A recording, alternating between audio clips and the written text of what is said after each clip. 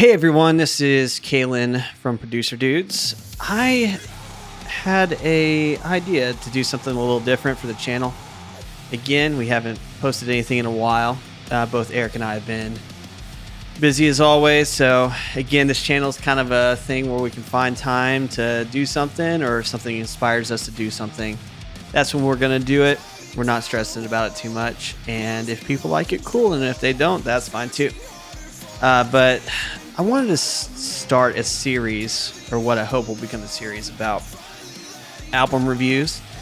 I know there's a lot of reaction videos, but I definitely really enjoy the album experience. And so when there's a new album that comes out the week of, listen to it a few times, kind of sit with it. And sometimes it speaks to me right away. Sometimes I have to have a few listens through before I kind of get or understand where the artist is coming from. And I think that's a cool process.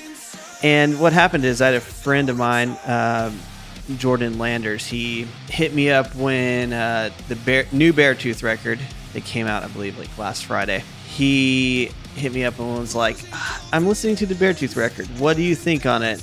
He's like, I'm not sure yet. I don't really know. What are your thoughts? Can you kind of give me your feedback after listening to it? And I was like, yeah, sure. I haven't listened to it yet, but I will, and I'll let you know my thoughts. And so I listened to it a few times. I kind of got back to him and gave him my takeaways from it. And he responded by saying, dude, why are you not doing this on YouTube or somewhere where people can watch it or listen?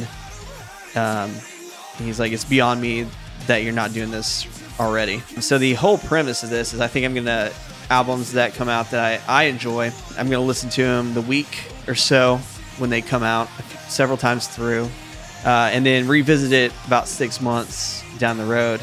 After I've sit with it over, a decent amount of time, what are my thoughts on it after that?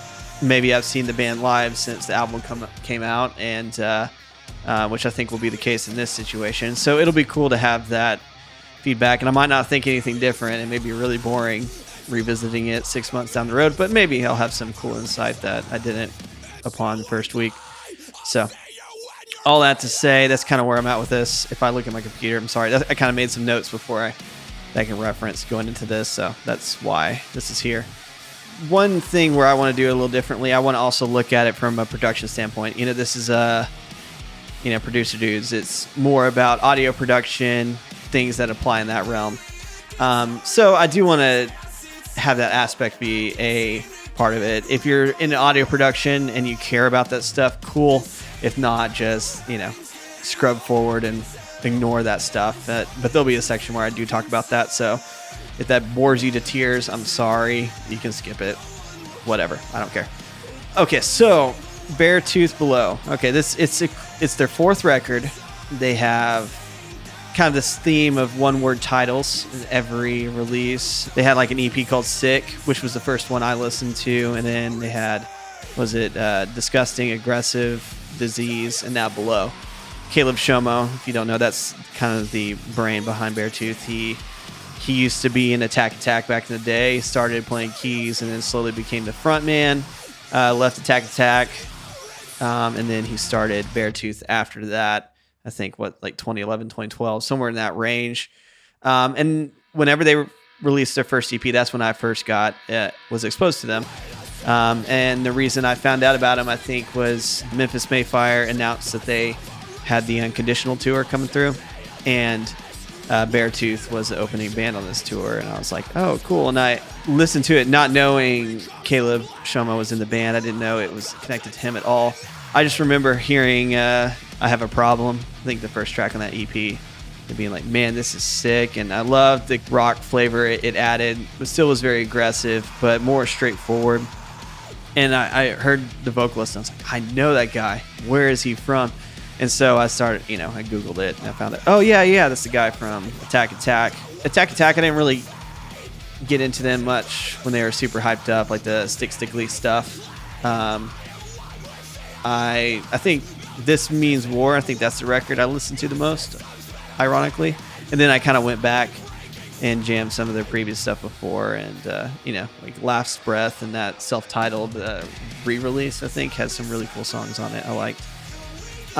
So I loved Caleb's vocals from the beginning. I think he's a great vocalist. I think he has a very unique vocal tone, and he's very distinguishable. Like when you hear him in a song, you instantly know it's him, and I think that's really important element for a vocalist to have. You know, it doesn't have to be the most unique voice ever or even the best vocalist, but if you have some character to it that distinguishes you from somebody else, I think that is interesting. And that's one thing I do really like about him. So, and I saw them on that Unconditional tour. That's the first time I saw him. I think the guitar player at the time like broke his headstock or something. I don't know if Cameron was with him yet. Yeah, so that was cool. And for the opening band, the crowd reaction was just insane. And it was kind of this feeling in the room like, whoa, this band is going to be huge. And I've seen them several times since. Some at Warped Tour, some at, I think they did the Every Time I Die tour where they brought Every Time I Die and Fit and with A Day to Remember. So I've seen them 4 or 5 times live. I really like them. They're definitely one of my favorite bands. And I would say the way they've progressed, they started, Sick, and then their first full length, the Disgusting record. I really loved that record. Had a lot of great songs. The Lines is awesome. And the In Between was also a great song. There's just a lot of songs that are very memorable, and I still jam today, and have a similar reaction that I did back in the day whenever it came out. And then Aggressive came out, also very cool record. Looking back on it, I don't know how it stands if I were to rank their albums, but it's definitely, I enjoyed it. I think Caleb recently remixed it and released it. I'm still deciding which mix I like better. The original one sounds really cool. And a little bit more full in the low end. The new one's a little bit tighter, and I do like the snare tone in the new one, so it's kind of a whatever I'm feeling that day. Disease was awesome when it came out. I really followed the recording of that record. Caleb, went around, I think, the world in a few different locations, recorded in several different studios, and put together that way. And it's a very organic record, a little bit more rock and roll, a little bit more raw, from what I understand. Little to no drum samples. I'm always leery when I hear no drum samples because usually there's something there, but they do sound, the drums sound really good, and the production is really good, and it has a very raw, organic feel. Now, okay, so after Disease, fourth record I feel like is tough, because if you made it to where you've had 3 records that have been successful and you've constantly built every time, and you get to that third one, the Disease record, ironically it came out before COVID, did really well for them, and so it's and they're at this point to where they can kind of either go off in a completely different direction and try something new. 3 records I feel like is respectable to kind of start. Okay, first record, initiate the sound that you want to do as a band. Second, it's like, okay, it evolves slightly, and then third is maybe more of a refinement of what you've learned from the first 2. And fourth, it's like some bands are afraid, and they just like, okay, they feel the need to change drastically, and they do that, and either fans are receptive or they're not. Most times it doesn't work, sometimes it does. I feel like when there gets more financial backing to the band, and it's becomes more of a viable business, more funding is put into it, oftentimes bands are encouraged to go a more marketable direction, or to where they can get radio exposure, get on with bands that kind of have that rock radio market. Going into this record, if I were to have guessed beforehand, I was like, fourth record, they always had those very pop choruses that are very catchy. They've never have been a very technical band. It's always been pretty relatively straightforward, rock and roll, heavy guitar riffs, big guitar tones. It wouldn't have been too out of the question or far-fetched if they did pivot in a more marketable direction. But they actually kind of, with this record Below, they kind of did the opposite. They kind of went more aggressive with it, and to me it was a little bit unexpected and cool.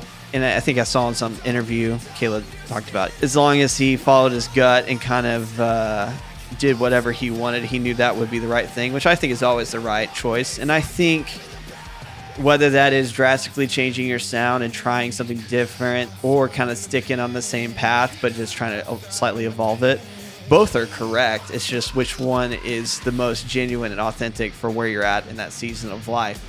I feel like a lot of bands, they feel the need to change because it's like, well, I felt like we've done this type of thing already, and they get too much in their head, so they try to do something super artistic and creative, when the right thing really would have been, okay, just refine what you've done more, or maybe slightly progress it. It doesn't have to be crazy different, but if that's what you're going for, cool. If you're like, I'm sick of this sound, I feel led in this other direction, try something different. Architects is a good example. Bring Me the Horizon is a good example, like as far as big bands that have done this semi-recently and had success with it. They do what they want, and if they're feeling something different, they're going to do it, whatever their gut's telling them, and that's really respectable. Seems that's like what Caleb did on this record. So in that regard, I'd say it's a natural progression from Disease. It definitely goes more aggressive. I'd say that's the biggest change, honestly. There's not this drastic, polarizing thing that they did in this record, which I think is, for Beartooth, it's kind of the right thing to do for them. I think they've kind of developed into a band to where, I don't want to say predictable, but if you listen to a Beartooth song, chances are you're going to get some really cool, catchy, groove-oriented riffs, down verses, and like kind of a pop, catchy chorus with a heavy bridge. Chances are, if you're listening to Beartooth, that's kind of what you're going to get out of it. That could be detrimental to the people who are maybe bored with the kind of older Beartooth formula, because it is a little formulaic. But like I said, I don't think that's a bad thing. When you look at pop music in American culture, kind of the AABA structure is tried and true. Every band has done it at some point, almost, unless they're super avant-garde. So following that type of structure, nothing wrong with it. You just have to get creative with how you do it and make it seem fresh, or have this, textural element that brings something new to the table so it doesn't feel overdone. I feel like it's one of those things, like as you progress in the albums, it's okay to repeat yourself, but I feel like the expectancy of quality upon each release is increased. So I think fans are like, okay, it's fine if it's kind of a similar thing, but it's got to be a step up or something differentiating it for me to pay attention, or otherwise I'm going to get bored and move on, especially in this day and age. So I feel like, yeah, he kind of gave you the same thing. It's just more aggressive and a little bit heavier. Some cool guitar tones that I feel like add a nice textural element to it. Drums sound great. Bass sounds great as always. The mix is a little bit tighter. It's not as round and full on the low end as maybe some of the previous records. A little bit tighter, more mid-range focus, but that's cool. I think it works. I think he nailed the vibe he was going for. There's a little bit more textural guitar work, maybe slight more technicality to it. Listening to the riffs, there's maybe, I don't think he did. I think the focus is always the groove. Caleb is known for the headbang test. He like the riff that's supposed to hit hard. If it doesn't pass his headbang test, it doesn't make the record or something like that. But I think some of those riffs maybe a little bit more notey than usual, which could be cool. But he still has some very simple stuff. Sometimes less is more. In this case, the more simplistic, the heavier it can hit, and also work with dynamic range a little bit better. I would say overall, really good record. And the more I listen to it, the more I enjoy it. The first listen, I was kind of like, I had that feeling of, okay, kind of more the same, but it's still good. And then the more I listened to it, the more I kind of connected with individual tracks and noticed more nuanced details. I think the more listens you give it, the little things that you may have not noticed the first couple times that you're like, okay, that's cool. Or, oh, I didn't notice that textural guitar thing. That's really cool. Or that vocal harmony or something like that. You can look at it at surface value. Definitely enjoy it. Just kind of throw it on in the car. But also there's a lot more you can dig into, especially from an audio production standpoint, that I really enjoy. That I think is really cool.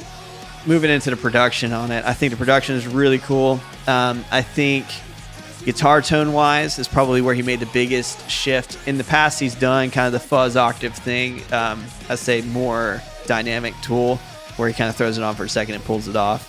This time it's a lot more upfront, and a lot of riffs are done, like whole riffs and whole sections are done with this fuzz-like distortion thrown with sometimes with an octave of up down octave type effect thing thrown on it, mixed in.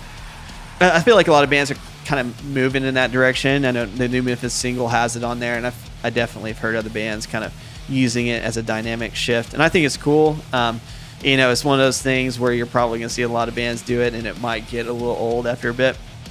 But I'm cool with it. I think it's a nice deviation from the standard 5150 chugga chugga whatever tone, or if you want to say djenty style tone. Like any shift in progression, I'm cool with that. So I don't mind it. I think it's cool, and I think it works for what he's going for. It feels like, yeah, that's the right decision for this type of music. So I would say that it was a great choice on his part, and makes some of the riffs more interesting. Even some of the higher octave passages where the octave kind of effect stands out more. I think Dominate's a good example of that, where he alternates between lower and higher octave registers, and that octave effect comes through, and I think it's really cool.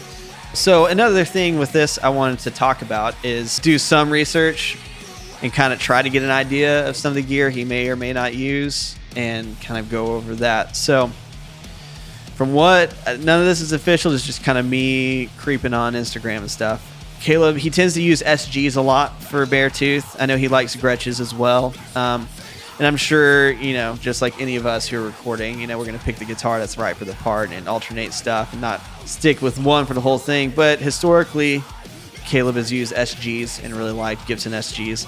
I think he has a 1967 one that he uses a lot more recently.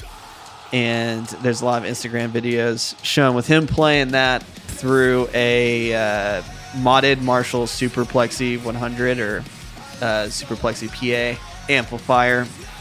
Vintage, probably 70s era, probably if I were to guess. And from what I understand is he bought it from Kevin Scaff from A Day to Remember, and the amp was modded by his guitar tech Johnny Meyer, Meyer, I think that's how you pronounce it. It's like a modded Marshall Plexi thing. What I saw, he was running that through like a Mesa oversized 412 cab, had a couple condensers on that cab. I can't remember the mics he was using 100%. And then I saw like a few where he was using the newer Boss, was it EQ 200? So it's like the newer Boss EQ pedal that has a lot of different EQ, graphic EQ options on stuff. It looked like he had the mid-range boosted a little bit, kind of boosting the front end, maybe kind of like a Tube Screamer-esque type of shape to it. And I'm sure he had, a bunch of different fuzz or octave effects that he ran in front or whatever to kind of get those types of tones. But from what I could understand, that's mainly the guitar and setup he was using.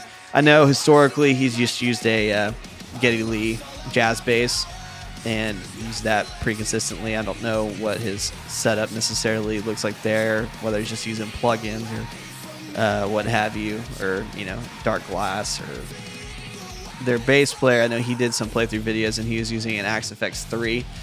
Obviously I believe Caleb plays on the record, so he's not necessarily playing on it, so I don't know if he used an Axe FX or something like that, or if that was just for the playthrough and what he uses live. Most likely that's the case. I can't remember what drum kits he used. I know Beartooth uses Gretsch kits. So, and I know Connor Dennis, their live drummer, definitely does. And I don't know if Caleb has a similar setup or anything like that, or if he uses Gretsch as well. I mean, I'd imagine he loves their guitars. He might use their drums too. So, and if their drummer uses them live, he might want to keep those consistent. I don't know. I know I've seen some videos of him playing it, but I don't know if I paid attention enough to know the drum kit. Yeah, production-wise, I think that's really cool. And everything was really effective. The mix is good. Maybe I would have liked a little bit more low-end thump on it, some that like what's present on some previous records, but I don't know. The bass is a little bit more distorted and kind of an above the kick versus a below the kick mix, so the kick sits nicely, and it's like it said, it works. So I don't know if that's maybe something that I would like to be different, but if it was actually changed, I don't know if I'd actually like it anymore. It's maybe a personal preference. So Standout Tracks I saw on the record that at least spoke to me in the first few listens. Surprisingly, I liked a lot of I was kind of worried because going in, I liked Devastation, the first single, and the other ones after that were really cool, but Devastation definitely stood out to me. It's like, okay, I really like that song. The others, and it's like, cool, kind of standard Beartooth thing. The Past is Dead did have a cool kick and snare hi-hat breakdown, which I thought was a nice change of pace, where it's like you expect them to kind of go into this super like open crash or China style like breakdown thing, and he just kind of keeps it tight on a kick and snare and hi-hat, and I think that's kind of rad. It's a cool creative choice of like, yeah, I know I'm doing kind of the same thing, but here's it a little different type of thing. So I thought that was cool. But tracks that I really liked, No Return, really cool. Just overall songs, great. It kind of, the guitar work reminded me more kind of As the Late Dying a little bit. Definitely not as, metal, I guess, if you want to say it, As the Late Dying, but the kind of the movement and the chord voicings and kind of the kind of more articulate jumping from the root note to octave notes, worked really well and had kind of that vibe. Skin was really neat. The bass intro was pretty cool. That stood out to me. Had a really cool bridge section that was impactful. Really liked that a lot. Dominate was, I think I mentioned that before. It's really just nice, aggressive song. It's one of those that I don't know if there's a part that really stood out to me too much, but just the song as a package just felt really good and sounded great. And I think it should be noted, the Last Riff, the last song of the album, properly titled The Last Riff. It's an instrumental track. It makes a great use of space. Like, it's not technical, it's pretty open, very heavy groove oriented, but I don't know, just use of space and not overdoing or oversaturating the mix with a lot of different elements. I think it's very well done, and it's just a cool jam to end the record, and it really ended the album on a high note and probably affected my overall thought on the album, closing out with that track. I overall want to keep everything positive for the most part, and then just give subtle critiques or anything, because I think if you're like me and you know the work that goes into making a record, you know how much time and thought, if you care about it, like how many hours go into it. And just because I'm another person with a different perspective, it doesn't dictate whether it's good or bad on the grand scheme of things. I feel like a lot of people out there are very quick to hate things and hate on records, and don't give it the time to try to be like, okay, well, what do I like? And maybe hone in on those things. Versus just focus on, like, oh, this isn't heavy enough or whatever. Man, just there's more to it than that. And obviously they spent more time than the one listen you gave it. So I try to give stuff a fair chance. But my overall impression of the record, it's really good. I think, like, if I were to rank it in terms of like a 1 through 10 system, it definitely goes up maybe a 0.25 every time I listen to it. So I'd say it's sitting between like a solid 7.5, maybe could be an 8 long term. I don't know. It's pretty solid record. Like I said, the only main critiques, which could be looked as strengths as well, it doesn't really deviate from the Beartooth formula. But Caleb has voiced many times how much of a AC/DC fan he is, and people have even jokingly called them AC/DC core because of just kind of big open riffs, kind of predictable song composition and catchy hooks and stuff like that. So maybe they're leaning into that, and I think they might be a band that's, as they evolve, maybe make subtle tweaks but don't try to fix what's not broken. I think that kind of works for them. Some bands can get away with that, and I think they're one that can. Outside of that, that's really the only main critique that I could find with it, that it might feel a little repetitive to some people. So if you're looking for a record where Beartooth really does something crazy different or expands artistically, this might not be for you. But if you like the previous records, I don't see really any reason why you wouldn't like this one. There's a lot of great tracks on there, a lot of great hooks. Kind of know what to expect, so you can go in expecting that you'll enjoy it. I anticipate it'll do well for them. I'm excited to see them on tour with Dragged Under and Wage War. That'll be a cool show. I'm going to the Dallas State, I think September 1st. So I'll get to see them live, and I'm super stoked on that. All right, so what do you think of that? I know it's kind of long-winded, a little bit more in depth, but let me know down below in the comment section. Tell me what you thought. Did you agree with me? Am I wrong about everything? Do you happen to know the fuzz pedal that Caleb used? Do you happen to know more in depth about some of the gear he used that I didn't mention? Any of those things, it'd be really cool to see people's feedback below and have a discussion about it. What did you think? Did you like the record, or is it not good at all, by your opinion? Let me know. Thanks for watching. My name's Kalen. Later.